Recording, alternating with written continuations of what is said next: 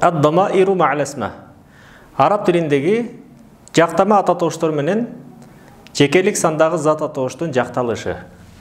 Біз мұрдағы сабақтарда өткенбіз.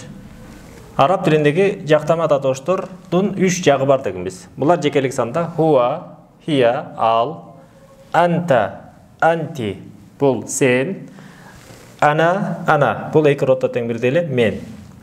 Демек 3-ші жақтан баштайбыз. Хуа талибун деп жақталады. Хуа талибун. Ал студент.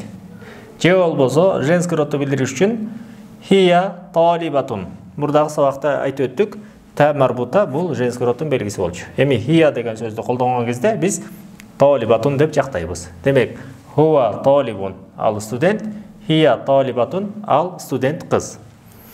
Әлемі екінші жағымыз бар. Бұл анта сен. Анта талибун. Сен студент сен. Бірақ қырғыз тілі сияқты бұларда жақшыл мүчө жоқ. Болғаны сен студент деп айтылады. Анта талибун. Сен студент. Же ол болса, женский ротты білдіріш үшін анти талиба, талибатун. Сен студент. Анан мен студент мен. Же болса, мен студент деп айтылады араб тілінде. Ана талибун. Мен студент. Женский ротта ана талибатун. Мен студент. Демек, бұлардың қотырылышы хуа хия талибун. Екөтен бірігілі ал студент. Анта анти талибатун.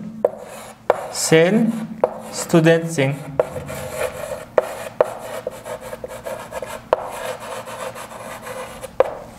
Ана талибун, ана талибатун, мен студентпін.